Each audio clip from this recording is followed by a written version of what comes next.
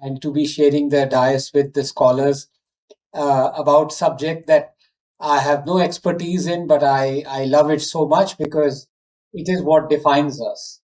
Uh, Today, we've in the 20 minutes that I have, uh, we've already since morning touched upon the essential broad theme of what this symposium was going to be and what its aim was. And you can see it. The aim was to project it rightly as an unconquered soul of Bharat. Unconquered because so many people tried to conquer it. And here we are, telling the world that, look, this has remained unconquered. In that sense, it is, and how beautifully, I think Kapilji put it, or rather, he said his mother did, that, our India resides in the soul. The body was twisted and mangled and destroyed, but here we are still. So I think we've touched upon that theme. What I was thinking over the past 1 hour is that, can I contribute something new to this theme, or would I have something new to learn from it? I think if I continue on this theme, I think everything has been said since morning. We've talked about how precisely it has remained unconquered, how we've talked in detail about the kind of damage the destruction of Somnath did to India's soul, to every person who feels that he is Indian. Even today, when the two eminent scholars were talking about or giving the accounts of the destruction of Somnath, I was feeling so uneasy. I was feeling, I don't know, maybe, yes, short of blood boiling. I was thinking all this happened. So I don't think I'll be able to add much to that. What I do want to talk about the fact that when people say this may not happen again, I just want to, I can see it clearly, and that is what I want to concentrate the next 15 odd minutes is that if we go on like this, it will happen again. And I can see it with certainty because you can be uncertain about the fact that if things happen illegally, you can fight. If an invader comes, you can fight the invader. We are strong enough to defend ourselves. But what if the fight is happening legally? You can't fight anyone. You can't defend yourself against anyone. Because the enemy is saying, you have given me the tools. And you refuse to take away those tools. So here I am, and I'm not just going to conquer Somnath, I'm going to conquer the entire country. And you will allow me to do it. So I want to talk a little bit about that. That while we are obviously more aware, as people keep saying, कि देखो मोदी आया तो कम से कम ये फायदा तो है कि अब हम सब ये जानने लगे हैं. Great, that is a fact. But I want to talk about the other fact, which is profoundly disturbing if you were to look at the specifics of it. Let me start with Somnath itself. And at the risk of repeating myself, which I always say, that I'm always invited only once to any gathering. But because my brother has invited me, I might be invited again. I'm not very sure about what I'm going to say now, the repercussions of it. But in one sense, Somnath escapes my ire because it's a board that is not controlled by the government. The temple Somnath itself is not controlled by the government. So there, please rest assured that my anger is not directed against the board. But the fact of the matter is that you have the state controlling more than 110,000 Hindu temples along the length and breadth of this country. And you could be pardoned by saying that, yes, Congress passed the legislation, Congress overturned a Supreme Court diktat to maintain their stronghold on Hindu temples and thus on Hindu land, on Hindu property, on Hindu temple wealth. and have used it with gay abandon. But then what explains the fact that under a Hindutva government, more temples are under state control? And specifically, you want to talk about states, my state, Tamil Nadu, you have Vikram state, Karnataka. Together, they control about 70,000 temples, maybe in excess of that. Gujarat controls, if I'm not mistaken, 245 Hindu temples, not Somnath. But here is the thing, that still we are so blasé and oblivious about it that we have the Somnath Temple Board, and Prime Minister is the head of that board. Now you can say, yes, the Prime Minister is a bona fide, self-proclaimed, self-proud Hindu, Modi ji, so we have no problem. But then tomorrow, you may have Stalin come in as the Prime Minister. We nearly had Sonia Gandhi become the Prime Minister. It was only that she refused, that she wasn't the Prime Minister of India. Had she not refused, Somnath Temple Board would have been under Sonia Gandhi. So we haven't set in stone the laws that will block people exploiting Hindus, conquering Hindus and conquering Hinduism. We haven't done that. We are always reactive. We are living the moment, feeling that yes, Modi ji would never try and exploit Somnath. We aren't thinking that 1,000 miles down or maybe 500 miles on the east, there was a guy who attended a conference that was organized by the Sanatan board, where he proclaimed that Sanatan Dharma has to be eradicated. He is controlling 40,000 temples. So, we need to recognize the fact that the destruction of Hindus and Hinduism is just a matter of a breath away. It has not gone, it has strengthened because we've legalized it. We have made constitutional amendments that are literally protecting the exploitation of Hindus and Hinduism. And it's all legal. I'll end by giving you 3 or 4 examples, but I don't want to talk much because I want this seed to be implanted in your mind that we, far from being safe now, we are at our gravest danger, because what lurks is not an illegal act by an invader. What lurks is a legal act by an insider. The illegality has been replaced by legality, and the invader has been replaced by insider. Now I ask you, what is more dangerous? Of course, the latter. Let me give you a couple of examples. How on earth is it possible that in the last 10 years, Waqf has claimed 20 lakh acres of land? 20 lakh acres. I think after the Indian government and the railways, it is Indian government and defense and the railways, it is now the 3rd largest landowner. This has happened during the Modi rule. It has happened legally. And why has it happened? Because there is a Waqf Act that has weaponized the Waqf Board. I have nothing against Waqf Board. Why should anybody have anything against Waqf Board? I can start a board tomorrow if I want. Somnath ji has a board. Vikram can start a board. Thousands of companies have a board. But the problem comes when you concretize and constitutionalize an act that is like a parallel government. It has its own tribunal, judiciary. It has its own executive. It has its own legislature. It's a country within a country. Now, I have a board and I say that, look, this auditorium is my property.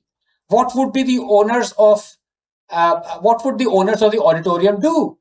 The owners would go to court. That is how property disputes around the world are settled, board or no board. Right thing to do. But if Waqf were to say that this auditorium is I don't know, it might actually be the property. You never know. I was in the studio at Times Now and I said, Navika, we talk about Waqf, this might be Waqf land. It turned out to be, the studio was on Waqf land. I had to beat a hasty retreat. So I don't know. But the fact is, if the owners of the auditorium protest and say, no, we'll go to court, The guys would say, you can't go to court. You have to come to the Waqf tribunal. And there, the majority are the Muslims who are ruling, acting as judges. And they will take years. And the decision they will come to is that, yes, indeed, this land belongs to Waqf. They claimed a 1500-year-old temple to be belonging on Islamic land when Islam is only 1300 years old. How on earth are these things possible? But it's all legal. Now, the government had a great chance to abrogate the Waqf Act. They didn't abrogate the Waqf Act. They amended the Waqf Act. First of all, why the hell should an act exist? Why board should exist? But why do you need an act to weaponize the board?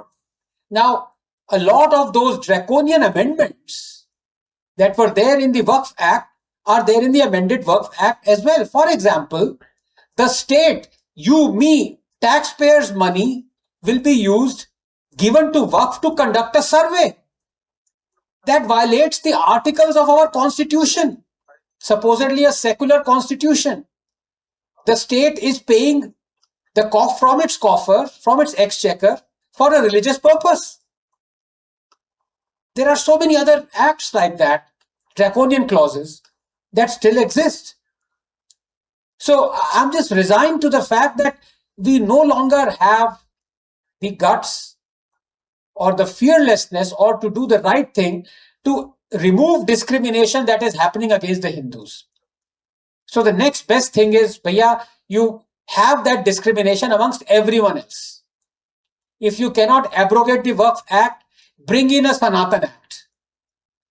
And then me, you, Vikram, somebody will say that Jama Masjid is on Sanatan land. Actually, every mosque is on Sanatan land technically. But then the Maulvi will say, this is preposterous. I will go to the court. And we'll say, no, sorry, you can't go to the court. Come to the Sanatan tribunal. Just like we are forced to go to the Waqf tribunal. And there we will take years and we will conclude that indeed, we already know the conclusion, that Jama Masjid is on Sanatan land. Then you can go to the court. How would they feel then? But Hindus are completely silent. Supreme Court is completely silent. This government is completely silent. 20 lakh acres. You know who are protesting now? Christians are protesting. 700 churches were locked. Their people came onto the streets in Kerala to protest against Waqf. Christians are more worried about love jihad than Hindus now. But as long as Hindus were suffering, nobody cared. I'll give you another example where constitutionally Hinduism is being attacked, chiseled at. The Right to Education Act. Now, on its own, it's a very noble thing. Every child must have a right to education. Great. But then comes its conjunction with the 93rd Amendment, and suddenly only Hindu-run schools have the obligation to give 25% seats to economically weaker section. Muslim-run schools and Christian-run schools don't. And as a result, tens of thousands of only Hindu-run schools have been shut down. The worst sufferers are in Maharashtra. This has happened in the last 12 years.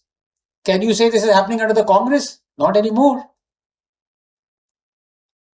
So now I say, well, if you are morally and ethically for uplifting the poorer people of the country, then let us have the Muslim-run schools and Christian-run schools also be under an obligation to give 25% seats. That, oh my God, no, you can't do that. No, that's discrimination. What the hell is this then?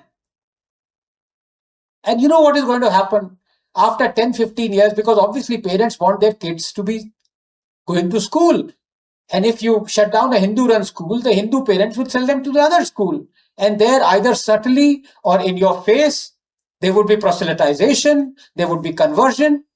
And then one day you would find that your kids turned into a quote-unquote minority. And then what would you say?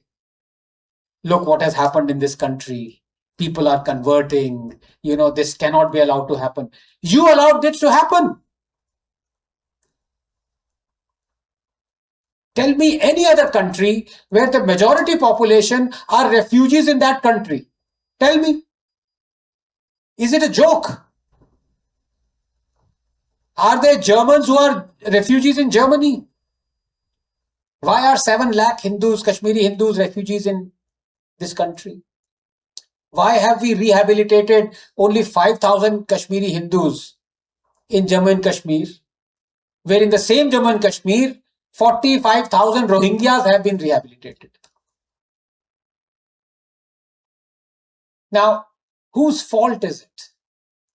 Unless we realize that it is a sin to promulgate a draconian discriminatory act, but it is also a sin, perhaps a greater sin, to continue with that act. Yes, you are culpable if you come up with an evil design. But are you escaping culpability if you continue with that? No, I'm sorry, you're not. In my book, you're not.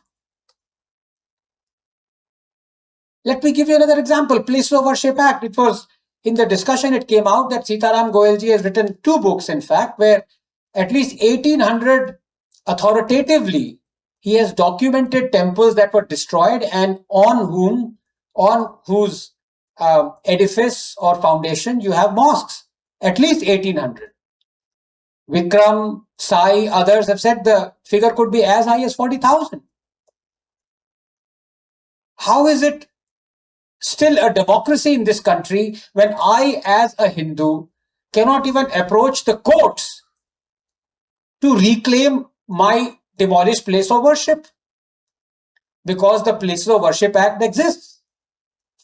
Now you can say it was disgusting of the Congress to have promulgated it in 1990, I think 5 it was. But then in the last 12 years, how does it continue? How is it that Hindus can still not knock the doors of justice if you have violation of the Amara Act and the Place of Worship Act? Yes, we can talk about Somnath and how we have reclaimed it, how we have rebuilt it. But then go a few thousand miles up, Krishna Janmasthan. You can see the mosque on top of the Kashi Vishwanath. Vikram's written an amazing book. The heart bleeds. You can see there is no, at least in the Ram Janambhumi case, there was a to and fro, academic to and fro. Did the Ram temple exist? Did it not? यहाँ तो आपको मंदिर दिख रहा है. You can see the pillars. And yet, you cannot even approach the court on so many other cases. All this is happening legally. And that is what I'm trying to tell you. I'll end there with this seed that our destruction is certain, because now it is no longer an outsider, it is an insider, and it is no longer illegal, it is all legal. Thank you so much. Any questions? Please feel free.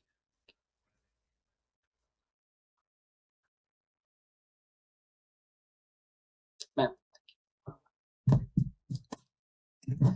See, what you're saying is very alarming, but very true at the same time, and that actually what comes to heartbleeds. The question arises here is, since 1947 to 1950, there was no constitution, so we were not secular, declared secular. We were run by the British rules till 1950, or that a small book which was synthesized to Indian circumstances. Even then, we allowed our armies to be regimentalized. We allowed our states to be named on languages. We allowed ourselves to be called secular, though the country was divided on the basis of religion, and no one had the guts to say that that religion is not ours. So the pertinent questions still prevail. If we keep mum at 14th August 1947, all those officers who were serving the British, on 15th August they became Indian. Do we really treat them, for working for the country? The question is, they are working. They are the people who are designing. They are the people whose mindset is typically colonized even today. So unless we design the basic designers we would keep on blaming and claiming. Yeah. Yes, absolutely. And you're very true. Very right, ma'am. But as you know, the word secularism did not exist in our constitution until Indira Gandhi inserted it. That was 30 years later after independence. And it has remained still. Look, I have no problem in India being a secular state. I really don't. I would love it. I truly believe in the functioning of the state, religion should not play a role, and vice versa. But we are not a secular state. Why don't we control mosques? Why are we controlling Hindu temples? How can a secular state control Hindu temples? How can a secular state give Hajj subsidies? How can a secular state give monthly salaries to thousands of imams, host grand iftar parties? These are not signs of a state being away from religion. They are signs that the state is completely embedded in religion. So, I think it's just, I don't know whether we've blindfolded or we're wearing blinds. We are completely unaware of the tsunami that's coming our way. And as I say, Hindu candle is being burnt at both ends. On one end is the discrimination, and on the other hand is the appeasement of the minority community, which has started from welfare, which the Hindus didn't mind. Okay, you have schemes. One prime minister even said the first right or claim of resources, fine. Then it turned to warfare, and now it is warfare. You're actually letting off terrorists. It happened in Hubli in Karnataka. You're letting off the Coimbatore bombers, and not just letting them off, saying the Muslim community should be proud. Let them not say that we don't work for them. We are releasing terrorists. Let them not say we're not working for them, as if releasing terrorists was working for the Muslim community. This is the thought. So, it's just a situation that is, I don't know what to say. It's a one-way track. Yeah. What developments would help you revise your position? Obviously, you've taken a position which is very extreme in the sense that it's a certainty. Yes. Have there been any developments that made you calibrate, or what would be those developments that will help you calibrate? That's one. And second, a lot of recent contestations that we've seen within the Hindu fold have to do with the social engineering. So Yes. how do you think that is contributing to the lack of unity or the danger that you talk about? That's doubling the danger. But I'll come to that. But the answer to the first is absolutely no. In fact, we're going in the other direction. I don't see any change that can ebb our descent. No change whatsoever. What would that be? The change? Yeah. So Are there number any one, markers for us to work towards? yes. So the first would be whatever discrimination is happening constitutionally, legally against the Hindus, either remove it on day zero, or you put the same discrimination on every other community. So if you have a Waqf Act, you can't remove it. You bring in a Sanatan Act. If you cannot remove state control over Hindu temples, you put state control over mosques and churches.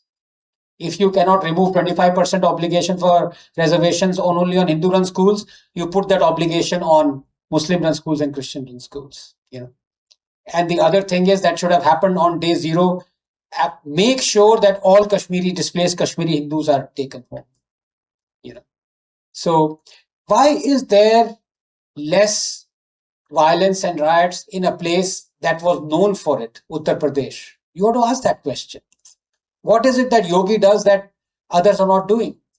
There is Supreme Court. So if there is anything illegal that he does, he can be pulled up. Has he ever been pulled up? No. Obviously, he is sending out a message that don't test our patience. Don't indulge in illegality. If you do, this is what you'll get. I think we've forgotten to give that message. And I keep saying, this is not a Hindu issue. This is a justice issue. All these things are injustices that are being done. If this was being done against Parsis or Christians or Muslims, I would have stood with them. If tomorrow a Muslim says my mosque was demolished 200, 300 years ago, and a king built a Hindu temple on it, and I demand that my mosque be given back to me, I would stand with him in the courts. Please investigate this. But yahan to Hindus can't even go to the court. So these are all not matters of Hindus at all. This is a matter of discrimination being done. And discrimination is always religion agnostic. You are directing it against one religion, but generally to cry for justice does not bring religion in at all. Yeah. And the second thing, of course, they're like just pressing on the wound. And I think that's really dangerous. Absolutely. Yeah. Please.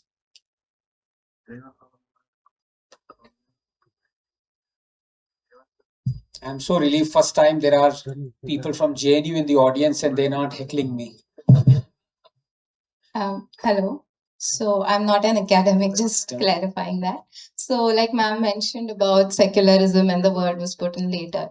So right now, I think there's a surge of posts on Instagram that say ki Bharat will soon become a Hindu Rashtra. And you have those maps and Akhand Bharat. So my question is that now that we have that map of Akhand Bharat where they include Bangladesh, Pakistan. So if indeed it does happen, what would that effect look like in person in society, and how would it matter to common Hindus who are not running the government but just existing? So what difference would that bring in their life according to you? Yeah, first of all, I don't want Akhand Bharat at all. I mean, every morning I get up and I thank the father of my nation, Jinnah, for being there, Pakistan divide kar diya. Thank God those guys are not in India. I mean, can you imagine if Pakistan, 300 million Pakistanis were part of India? I mean, so thank you, Jinnah. He is father of my nation. But to come back to the question that you asked, we need to find out what would entail in a Hindu Rashtra that is so different from what it is today.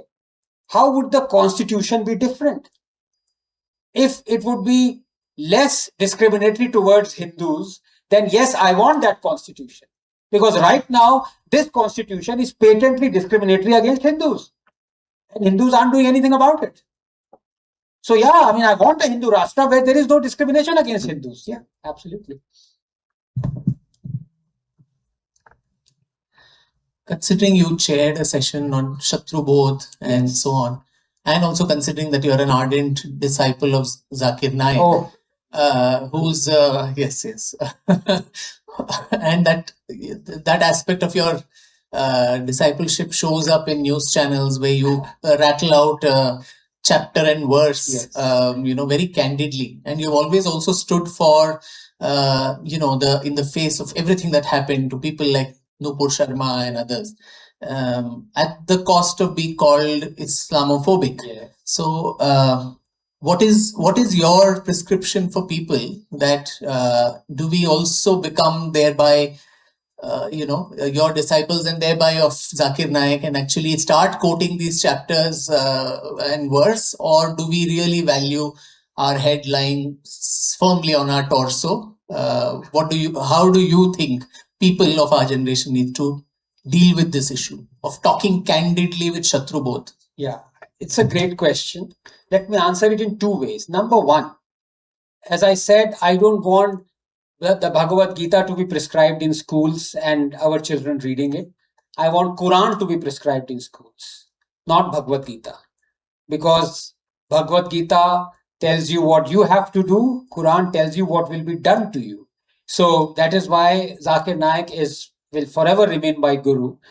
And you know something? Muslims in India hate Zakir Naik more than Hindus. Think about it. Why? Because he exposes them. I am not Islamophobic. I don't fear Islam. What is there to fear about Islam? Islam is absolutely blunt and forthright in what it says should be done to me. Why should I fear it? I know it. The Muslims fear it because they don't want the real Islam to be known to you, to me, to us, to them. They are the ones who fear Islam. They are the ones who are Islamophobic, not us. The fact of the matter is everything is written, and you no longer have the excuse of saying, oh, it was written for the kafirs of that era. So every punishment in Quran is for kafirs, but kafirs of that era. But every great prescription is for 2 billion Muslims and not for Muslims of that era. Everything good is for 8 billion people. And everything bad written there that must be done to people is only for those 100 odd people. It doesn't work that way. You can say it works that way, fine, but you can't stop me from quoting the book. And honestly, Vikram, we have reached that stage because I believe strength has to be feared before it is demonstrated. And we are a cowardly nation, starting from the very top. You still don't have the Prime Minister who condemned what happened to Nupur. He should have asked a simple question that all of us were crying hoarse, asking, what wrong should she do? She quoted an Islamic scripture. Are you telling me that we can't quote Islamic scripture? And now, with the advent of Grok, my tweet still exists where I've quoted that Islamic scripture. And people are always asking Grok, and Grok gives you exactly that chapter and verse. Now, are you going to kill Grok? Are you going to behead artificial intelligence after having already beheaded intelligence? Fact of the matter is, you need somebody at the top telling you, stop this right now. But it's going in the other direction. The people at the top are offering chadars to people who said we take great joy in destroying temples. A remark was said rightly against St. Francis Xavier, and that fellow was arrested. He was on the run or wherever. They arrested his brother. BJP, police under the BJP. And you read what Francis Xavier said about Hindus and Hinduism. Your skin will crawl. You had Khusrau being eulogized by the Prime Minister. You read what his forced conversion verses are. Where does it end? All our tyrants have been made into heroes by us Hindus, and vice versa. And unless that changes, unless that fear into people who are doing things wrongly, who are reading things wrongly, until that happens, things are not going to be corrected. And that cannot happen by me, you, we can have hundreds of these symposiums. We've had them before. People have written books. Sitaram Goyalji, there was a Quran petition, everyone. But the strength has to be demonstrated by the people on the top. They have to say, this is wrong. They are not saying that, Vikram. That's the problem.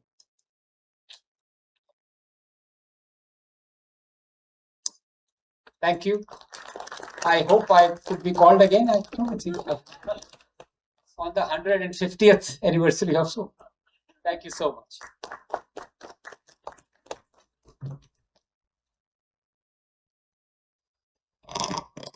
Thank you so much, Dr. Ranganathan. I think it was truly an awakening session to engage with you.